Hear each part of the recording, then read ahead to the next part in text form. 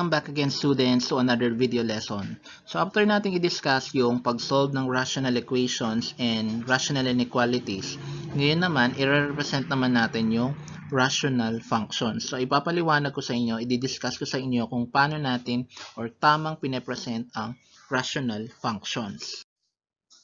So for our lesson objectives, of course, we will define rational functions. And then, representing a rational function through a table of values, a graph, or an equation.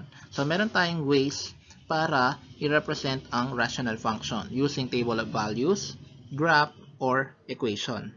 And of course, we will solve problems involving rational functions.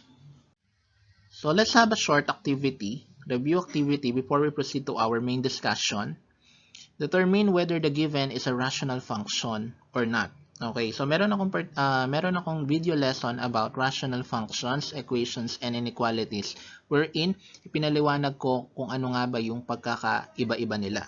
So ngayon, titignan natin dito kung alin sa mga given ang rational function, alin ang hindi. For example, number 1 and 2. So as you can see, number 1, the given is x plus 2 all over x plus 3 is greater than 0. Since we use an inequality symbol greater than, this is not a rational function. It is a rational inequality. Next, we have y is equal to x squared minus 1 all over x plus 2. So, ayan. So, meron tayong numerator dito and then denominator. And then, y yung ating ginamit. So, y, pwede rin po siyang gawin as, or gamitin as f of x. Okay. So, this is a rational function.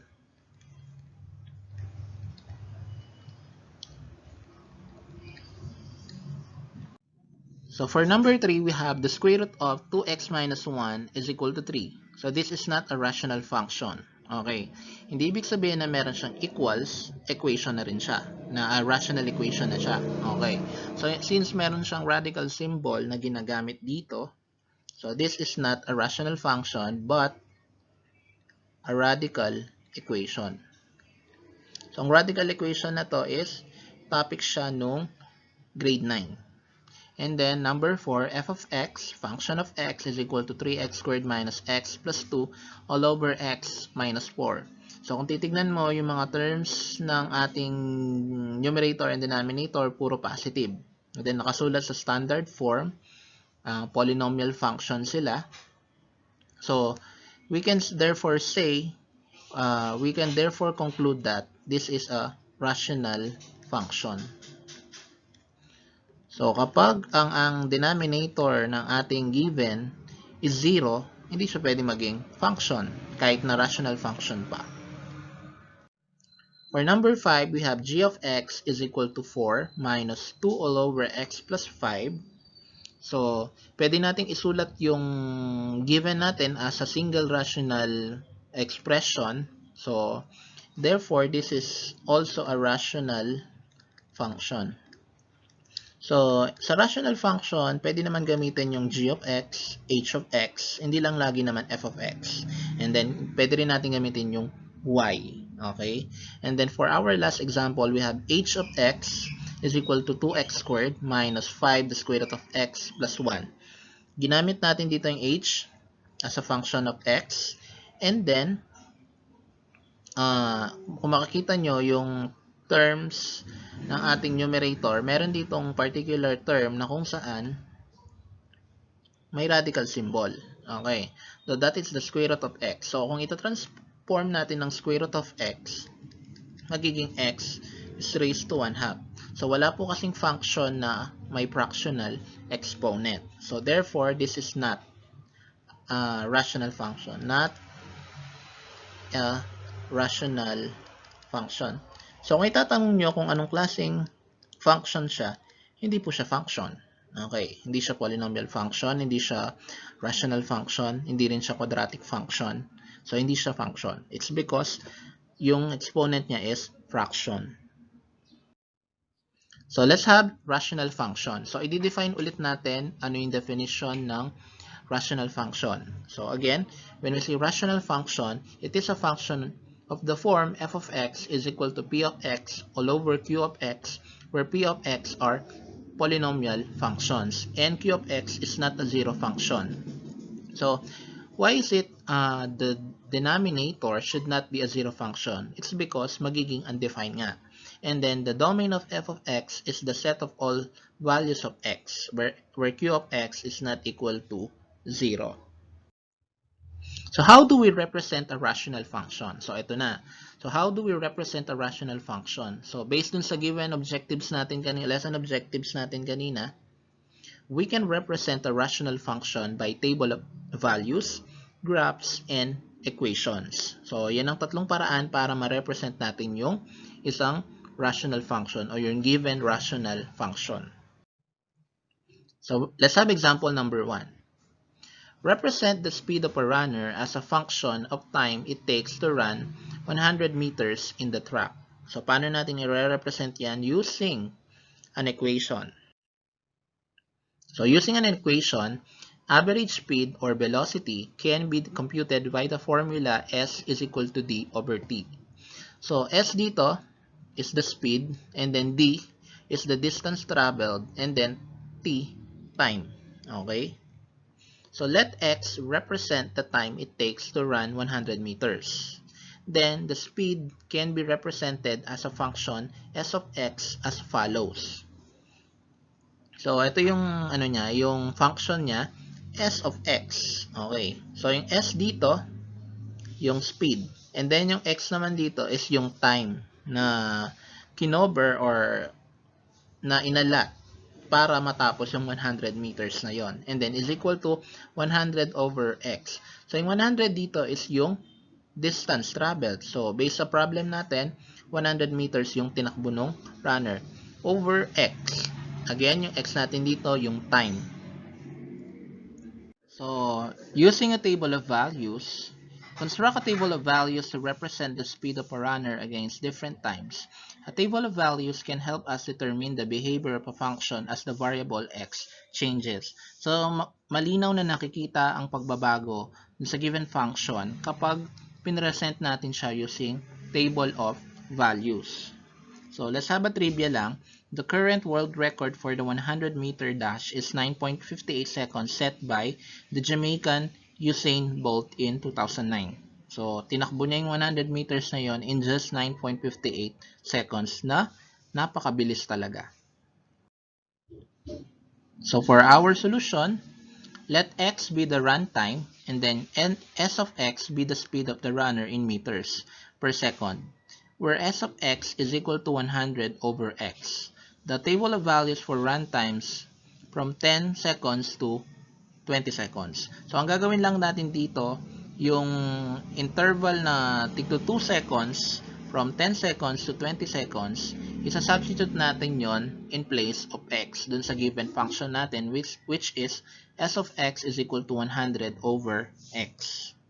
So, using a table, so para mas makita nyo nga, so ayan, so makikita nyo dito, yung x natin, nire-represent niya yung time in seconds. So, meron siyang interval na 2, 10, 12, 14, 16, 18, 20. And then, yung speed naman niya, yun ang ating kukunin. So, ang gagawin lang natin, isa-substitute natin yung time from 10 seconds to 20 seconds sa function na s of x is equal to 100 over x.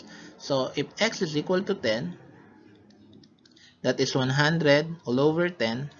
So, the speed or the average speed of a runner in 10 seconds, that is 10 meters per seconds. So, lalagay natin dito 10. Kung 12 naman, s of 12 is equal to 100 over 12. So, if we divide 100 by 12, that is 8.33 meters per seconds. So, lagay natin 8.33. And then, s of 14, that is 100 over 14. So, our answer is 7.14 meter per seconds. As you can see, yung speed ng runner na yon is bumababa. So imagine niyo nga naman kasi halimbawa nag-start na ang takbo. Syempre yung ano natin, yung eagerness natin na manalo syempre nandoon. Kaya tumatakbo tayo ng napakabilis kapag umpisa ng competition. And then sa kalagitnaan, syempre pababa na 'yon kasi syempre umihingal ka na. Okay, napapagod ka na. And then, parang yung iba kasi ginagawa nila, takbo ng mabilis, tas bagal, tapos mabilis na naman. Ganyan yung technique. Siyempre, based dun sa runner kung ano yung kanyang gagamiting technique. So, what if the value of x is 16? So, sulat lang natin yung given function, s of x is equal to 100 over x. And then, we substitute x equals 16. So 100 over 16, that is 6.25 meters per second. Sulat natin 6.25. And then, S of 18 naman, so 100, i-divide natin siya sa 18. So, that is 100 divided by 18 equals 5.56. meters per second. So, that is 5.56. And then, last one, S of 20 naman, 100 over 20, that is 5 meters per second. So, after 20 seconds, ang velocity ng runner na yun, average speed ng runner na yun, is only 5 meter per seconds. So, kung makikita nyo, nag-start siya from 10 meters per second na naging 5 meter per seconds after 20 seconds. So, yung conclusion niya, from the table, we can observe that the speed decreases with time. Okay, we can use a graph to determine if the points of the function follow a smooth curve or a straight line. Okay, gaya ng sabi ko kanina, habang yung oras is lumalakad, yung speed ng runner na yun ay bumababa. So, ngayon, igagraph natin siya para malaman natin kung yung graph ba ng given function natin ay smooth curve ba or straight line.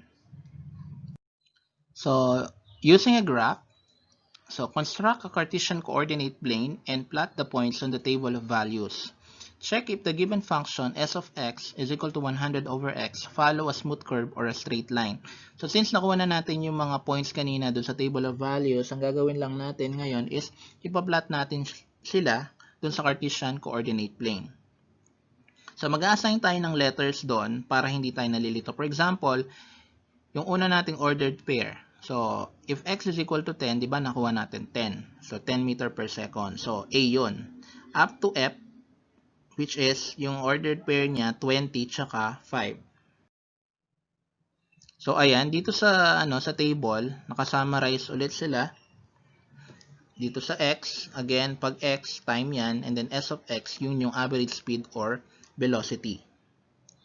So ayan po yung Cartesian coordinate plane wherein yung vertical axis is what we call the y-axis. And the horizontal axis, yun yung x naman natin. So, dito, yung x-axis natin, time yun. So, dito sa baba. And then, dito naman sa ating y-axis, ito yung magsisilbing s of x. Okay, yung average speed ng runner. So, ang gagawin lang natin, ipa-plot lang natin yung,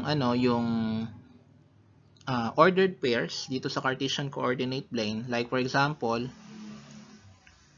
yung 10 tsaka 10. Ayan. So, ang gagawin lang natin, yung 10 dito, yung time na 10, itatapat lang natin siya dun sa speed na 10. Okay. So, ayan. Kung makikita nyo, yung naka-plot na points, A. And then, sa 12 and 8.33 naman, itong itsura niya, B. And then, yung kasunod niya, C. 14 and 7.14. 16 and 6.25. 18, 5.56 para sa E, and then yung 25F.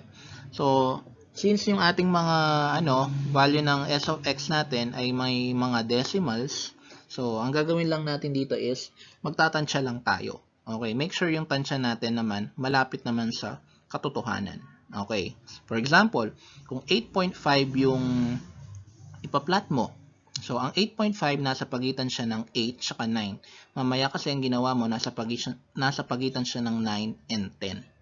Okay. So, after nating ma-plot yung points sa Cartesian coordinate plane, ang next na gagawin natin, i-connect natin yung points para mapakita natin yung smooth curve. So, smooth curve yan, hindi siya straight line. Okay, usually pag straight line po, linear equation. So, let's have example number 2. Represent the rational function f of x is equal to 5 all over x minus 3 in A. Table of values using the numbers from negative 3 to 6. So, yung mga numbers from negative 3 to 6, isa-substitute lang natin in place of x dun sa given rational function. Then, after natin makakuha ng sagot, i-plot natin yung mga points sa Cartesian plane. So, kapag hindi natin nasagot na pakita yung table of values sa letter A, hindi tayo makakapag-plot ng points sa Cartesian plane. And then, letter C, we will determine whether the points form a smooth curve or straight line. Again, kapag wala tayong sagot sa letter B, hindi natin makikita kung ano nga ba yung graph ng rational function, kung nagpo-form ba siya ng smooth curve or straight line. So for our solution, so yung una muna, table of values using the numbers from negative 3 to 6. So sabi ko nga kanina, yung from numbers negative 3 to 6, kailangan lang nating i-substitute in place of x dito sa ating given function na f of x is equal to 5 over x minus 3. So ayan. So kung makikita nyo, ayan, ito yung mga values ng x from negative 3 to 6. That is negative 3, negative 2, negative 1, 0, 1, 2, 3, 4, 5, and 6. So yung mga values na yan na sinabi ko na yan, isa-substitute nyo nga dun sa x dito. So, bibilugan ko siya dito sa x. So, ang gagawin lang, for example, sinubstitute natin ng negative 3. Okay, negative 3. So, magiging negative 3 minus negative 3. So, ganito ang magiging itsura niya. So, sampulan ko lang. So, 5 over negative 3 minus 3. And that is 5 over negative 6. So, if we divide 5 by negative 6, ang makukuhang sagot is negative 0.83333. So, ano siya, meron siyang repeating digits. Okay. So, para hindi na lang mahaba yung mga sagot, ano na lang, naka-express na lang, naka-round off na lang sila to the nearest tenths. So, ayan, negative 0.8, negative 1, negative 1.3, up to 1.7. And then, meron tayong particular value of x na kung saan nagbigay siya ng sagot na undefined, which is the value of 3. So, tama nga naman kapag sinubstitute natin ng 3 sa denominator in place of x, 3 minus 3 magiging 0 and 5 over 0, that is undefined. So, ibig sabihin, kapag ginwrap natin ng rational function na to is madi-disconnect siya dun sa interval from 2 to 4. Okay. So, ayan. So, magsisimula sa 2 hanggang 4 yung ating graph ay madi-disconnect. Okay, kapag nakakuha tayo ng undefined. So, pero kapag naman walang undefined dyan, hindi natin makukuha yung points na or yung interval na kung saan nag-disconnect yung graph. So, next, after nating ma-assign yung values ng x or ma-substitute yung values ng x dun sa given function, ipa-plot naman natin sila dun sa Cartesian plane. So, ayan. So, pinangalanan ko sila A, B, hanggang J. So, para at least, guided kayo. So, and then, Cartesian plane, ayan, naka-plot na sila lahat. Ayan, yung points na yan. Nasaan ng letter A? Negative 3, tapos negative 0.8. So, ayan po yung A, tapos yung B, C, D, E. Okay. And then, yung naman, yung F, ayan, 2 and negative 5. And then, yung G natin, hindi natin siya pwedeng i-graph dyan, kaya nag-disconnect nga yung graph. Kasi undefined yung sagot. Kapag ang value of x is 3. Pag 4 naman, H, 4 and 5, ayan, nasa taas. Then 5, and 2.5, letter I, ayan. And then, J naman, 6 and 1.7. So, ganyan po ang itsura kapag pinlat po natin yung mga points sa Cartesian plane. Now, pag kinonect naman natin yung mga points na yon, makikita na yung graph natin, nagpo-form siya ng two different smooth curves. So, ayan, yung nasa ilalim, ayan, smooth curve din yan, and then yung nasa taas, is smooth curve din yung mga yan. So, for example number 3, we have, using integer values from -5 to 3, find the interval where the smooth curve of f of x is equal to 8 all over x plus 2 will disconnect. So, gagamitin natin yung values from -5 to 3 para malaman natin yung interval na kung saan yung smooth curve ng given function natin ay magdi-disconnect. So, for our solution, so table of values muna, syempre, doon natin malalaman agad-agad. So ayan, isa-substitute natin yung -5 hanggang 3 sa ating given function na f of x is equal to 8 all over x plus 2.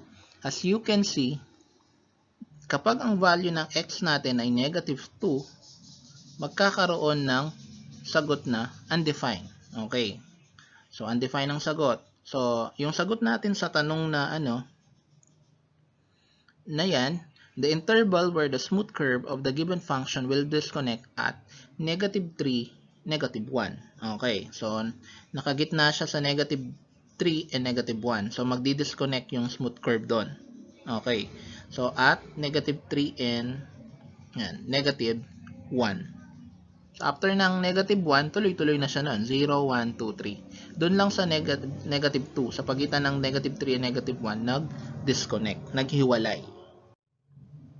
And then for example number 4, using integer values -4 to 2, find the interval where the smooth curve of f of x is equal to x minus 4 all over x plus 1 will disconnect. So ganun ba rin naman, same process pa rin naman ang gagamitin natin.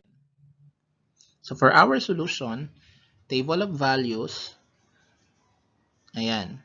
So substitute natin yung -4 to 2 dun sa ating given function. Kung kanina, sinubstitute lang natin siya dun sa denominator. So ngayon, pati na rin sa numerator. Kasi may x tayo dun, may term tayo dito na x minus 4.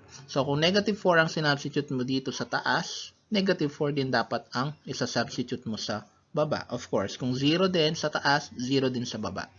So as you can see, kapag ang value natin, value ng x is -1, magkakaroon ng sagot na undefined. So, the interval where the smooth curve of the given function will disconnect at -2, 0. So, tandaan, kapag tinatanong ka anong interval yon, pinakamadaling paraan lang naman dito, yung ating denominator is equate natin sa 0. Okay. So, kunyari, x plus 1 is equal to 0. So, we subtract 1 to both sides. So, x equals -1. So, makikita na at -1, magiging undefined. So, and then, magkabilaan na lang nun. So, sa left, mag-minus ka ng 1. Sa right naman, mag-add ka ng 1. So, para makita yung interval na -2 and 0. So, after we've discussed the representation of rational functions, the next lesson will be domain and range of rational functions. So, pag sinabi nating domain, input. Kapag range naman, output. So, ayun, sana naging clear yung discussion natin regarding this topic. Maraming salamat.